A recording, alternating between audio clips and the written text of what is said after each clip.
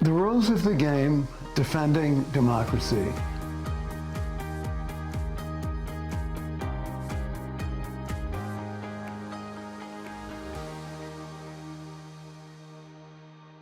The rules of the game are rules that are taught as young as 5 to kids by parents, teachers, coaches, and of course, they have to hold to them as well. But in addition to the rules, there are values. And the values come out of the rules, and the values really speak loudly about defending democracy. Because we can't have a democratic society, a democratic culture, if there's not these rules and values being embraced. And we have to not allow people, especially adults with power, to violate with impunity every single one of these values. So we're standing for these values, and we're standing on behalf of kids, parents, everybody, teachers, coaches, everyone who wants to hold on to a democratic society. We're defending democracy, and we're explaining the rules of the game. Okay, you see on this table these text cards. Each of them has the name of a very important value that is taught to not do. Some of them are taught to do. What we're going to do is each of the three of us is going to take one of these, turn it over, and say it out loud, team player, and show it to the camera, and then say something about what we know about team players. And we're going to talk in the voice of kids and teenagers as much as we can. And then once we've done this, each of us, each time. That was easy. Blaming. I got blamed for something I didn't do. Someone told a lie about me, and it was this whole big mess. That must have felt bad. It was awful. We're not going to blame you. That was easy. Okay. This one is great. Unsportsmanlike conduct, which means that sportsmanlike conduct is what we're supposed to do, and this is the opposite. Absolutely. Good sportsmanship is important. Unsportsmanlike conduct, you show anger and blaming and hostility to the side that won, let's say. Unsportsmanlike conduct is breaking rules that you have to do. Unsportsmanlike conduct would be in a baseball game. You strike out and you throw the bat. Maybe I've never it done might that. hit somebody, right? Unsportsmanlike conduct also is the refusal to do the high fives to the other team at the end of a game, which is congratulating them. Even though they won, you're congratulating them. So win or lose, That's you right. show We're respect that's for right. each other. Yes. Respect and so forth. Unsportsmanlike conduct is terrible. It looks bad. It ruins the game. It's bad for the sport. And we stand for the opposite. Now, I want to tell you, when we were over at that table, looking at those text cards, looking at those rules and values, we were channeling the ideas and the feelings and sometimes the voices of children and teenagers. But now we're here talking about these issues in a little more of an adult way, okay? And so we're going to be channeling ourselves, essentially. I want to say this famous line from the Passover Seder: once we were slaves in Egypt, now we are free in the land of Israel. So once we were kids over there, now we are free as adults here. So I'm going to do the questions, and they're going to go back and forth. Niantic and Tony, who I'm going to introduce in a moment, they're going to alternate with the answers, and sometimes we're going to do a group answer. It's going to be very, very informal and very spontaneous. Okay, so here we go. Question: what do kids, teachers, parents, and athletes call those who won't accept losing? Sore losers. They think they have to win every time and get pissed off when they don't. What does he do to show he's a sore loser? Johnny, he makes fun of the other team. Yeah, which is ridiculous, right? Absolutely. And what does your team do at the end of your Little League games if you win or lose? The losing team and the winning team congratulate each other. Good right? idea. Good And we sportsmanship. all Yes, walk in a that's right. line, and we hold up our hands, and we give each other a high five. It's very important. Yeah, and they walk in two Don't leave lines. me hanging here. Oh yeah, they walk in two Team. lines, across each other. Team And players. it's beautiful. As like I said, we've all seen that, and it's beautiful Yes. to watch. It's like an elaborate dance. Okay, is it ever fair to try to change the rules during a game or competition? That's a stupid question, Johnny. Look, teachers say it's not right To say that stupid. word, and it's Yeah, just not stupid. fair. Yeah. Okay. Are adults also supposed to live by these rules when they play sports or at work? Absolutely. Adults have to model behavior, Okay. and they Agreed. need to teach us. And they got to. Absolutely. Do you remember how old you were when your parents or teachers first tried to teach you that? Well, I was very young, Johnny. That's even before I started school. So I would say, not even 3 or 4 years old. Wow. I like that. And what do we call this way of showing respect for the other team? Well, I don't know, You Johnny. can I just say, know it's the yeah. right thing to do. Yeah, you're absolutely right. And is it only for sports? No, it's for everything, even playing video games and with your family too. So what's a team player? What is a team player? A team player doesn't just play for himself, he plays for the He plays for the team. team. Team. Okay. Exactly. Yeah, and what do we call someone who's not a team player? I would say a selfish bragger, someone that is very selfish and somebody that is more focused on themselves in yeah. a way that shuts out other Yeah, does the rest players. of the team like that? Absolutely not. I mean, Okay. that's would even be considered a bully that they And get that's picked what we're on. about to next. Okay, bullying. I think I know somebody who wanted to do this one, but I'm doing it, all right? Bullying is probably the biggest one of this. It's probably the most violated. And it's done in so many ways. And one of the ways, of course, is trying to overpower your opponent without any conscience. So people who do bullying, they don't feel bad about it. It's the people who are being bullied.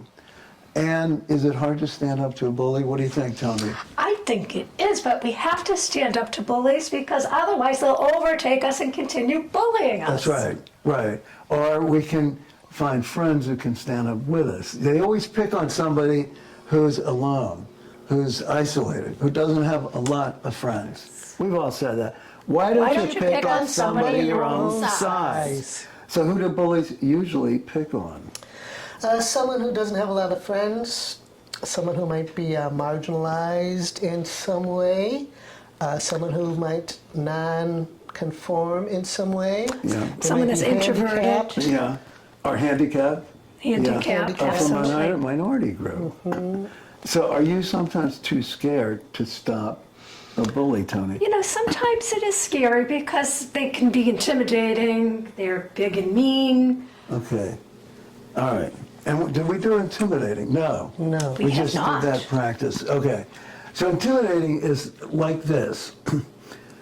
It's like going past threatening. I think it's the step after threatening. It's like people, tough people, angry people, people without conscience might show up at your house and scare the out of you. Okay. You're scaring me, Johnny. Yeah, well, they're going to scare you. Intimidating people feel powerful when they do that, and they're making you feel powerless. And they can threaten someone else, and that's very alarming. So I would say that it takes a lot of courage to do that, Johnny. Yeah, and that's why they're doing all this curriculum in That's school correct, John. about anti-bullying. Absolutely. Yeah. And October is anti-bullying month. And we're this in is a perfect October. month to speak about that. All right, let's say it all together. October is anti-bullying month. Beautiful. Okay, is it fair to blame others for one's own mistakes or errors? Everybody together? Absolutely not. Well, what's the word for making fun of others, by the way? And is it funny? Well, it's called mocking. Okay, this is a big one, okay? So mocking. All right, so when somebody's been put down in a really, really vicious kind of way, and it's usually unfair, and the person is sort of weak or seems to be weak, then the person who's mocking somebody, the person who tries to be the powerful one, uses mocking as a way of putting somebody really down, really putting them down. And it's not funny, but they stupidly think it's funny. They think it's funny to mock somebody. And no, it's not funny. It's really bad. It's really hurtful. Some people think it's funny, but no. It's painful. It's painful. It could It's be very hurting others. painful for that Yeah. person. Yeah. Agreed. Do you have to win a game or a debate or a contest or even an election for it to be fun or worthwhile or something you respect? Every game or contest or election, there's only one winner. Well, except soccer, which where the game can end at a tie. So if people would refuse to participate, unless they are guaranteed to win, then there would be no games at all. That's right. Because there's always a winner and a loser, and each side usually has a 50-50 chance Yes. of winning or losing. And if one team won't play, or one candidate won't debate or run for office, then we wouldn't have any games or elections at all. What a boring world that would be. Absolutely. Even worse than And boring, dangerous. dangerous too. Absolutely. Loyalty. I like this one.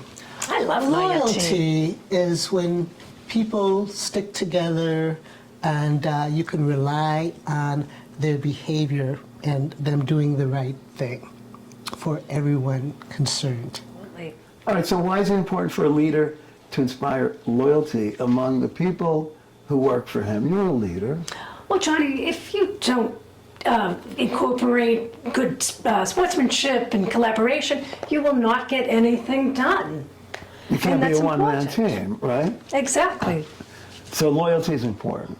Absolutely. Yeah, and a one-man team is what dictators do. Like Yes, that's agreed. right there.